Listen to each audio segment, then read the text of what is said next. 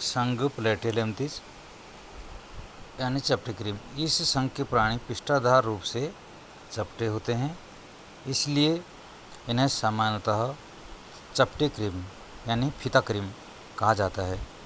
इस समूह के अधिकांश प्राणी मनुष्य तथा अन्य प्राणियों में अंतःपरजीवी के रूप में पाए जाते हैं। चपटे क्रीम द्विपार्श्व सममित यानी उनको दो बराबर भागों में हम काट सकते हैं। त्रिकोरकी 3 कोरक होते हैं तथा अपरगुही यानी इनमें देहगुहा नहीं पाई जाती है।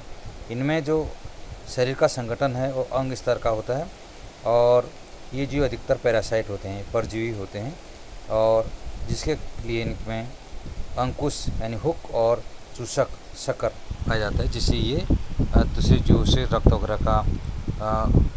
वगैरह चूसते हैं।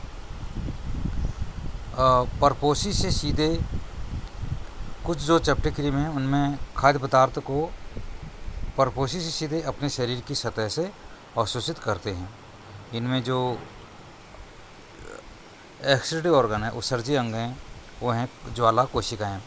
ये पराशरण नियंत्रण का कार्य करते हैं और उत्सर्जन में सहायता करती हैं। और ये द्विलिंगी होते हैं यानी नर और मादा एक ही जीव के अंदर होते हैं। निषेचन इनमें आंतरिक होता है और परिवर्धन जो है इनका इनडायरेक्टली यानी अप्रत्यक्ष होता है, और जिसमें बहुत सारे लार्वा अवस्थाएँ पाई जाती हैं। प्लेनेरिया में पुनरुत्थान की असीम क्षमता होती है। इसके उदाहरण हैं टीनिया यानी फीता क्रीम, फैसियोला पर्ण क्रीम। यह टीनिया सोडियम का चित्र है यानी फीता क्रीम का। इसको मुख्यतः 3 भागों में बांट सकते हैं। इसको लेग्स, नेक एंड बॉडी, इनमें gravid, proglottids and major proglottids आते हैं। ये हुक द्वारा आहारनाल में जुड़ा रहता है। प्लेटिहेल्मिंथेस का दूसरा उदाहरण है प्लेनेरिया। इसमें रीजनरेशन यानी पुनरुद्भवन को दिखाया गया है। इसके जितने भी खंड किए गए हैं पेरेंट प्लेनेरिया के, उसे यानी खंड करा है तो उतने ही उनसे पुत्री प्लेनेरिया उत्पन्न हो जाते हैं। यह लिवर फ्लूक यानी फेशियोला का जीवन चक्र दिखा रहा है, जिसमें अप्रत्यक्ष परिवर्धन दिखा रहा है, जिसमें रेडिया लार्वा, मिरासीडियम लार्वा और स्प्रोसिस्ट अनेक प्रकार के लार्वल स्टेज हैं, जिनसे लास्ट में फेशियोला डेवलपमेंट हो रहा है। और ये चित्र है ब्लड फ्लूक का। टीनिया सोलियम एक फीता क्रीम है जो मनुष्य की आंत में एंडोपैरासाइट है और शिस्टोसोमा को रक्त प्रणाव यानी ब्लड फ्लूक कहा जाता है।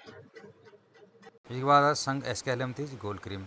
एस्केलेम्थिस प्राणी जब इसके हम काटते हैं, अनुप्रस्थ काटेंगे तो ये इनके संग गोल आते हैं, इसलिए इन्हें गोल क्रीम कहते हैं।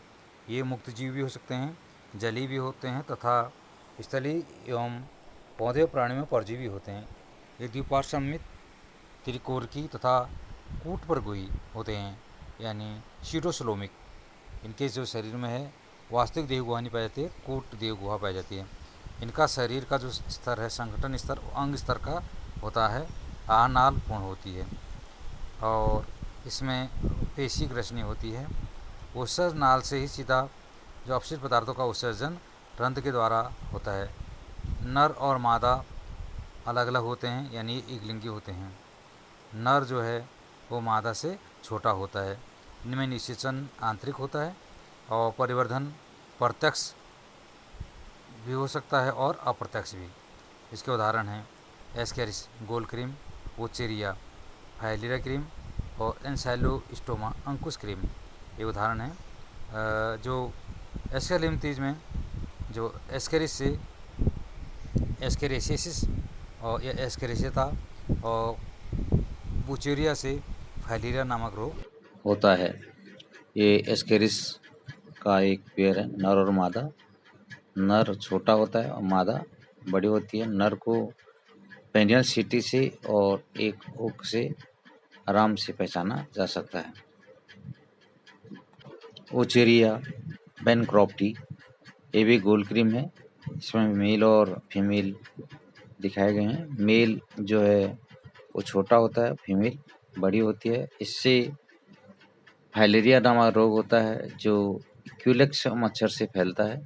इसमें दिखाया गया है कि किस प्रकार से फाइलेरिया बीमारी मच्छर के काटने से होती है।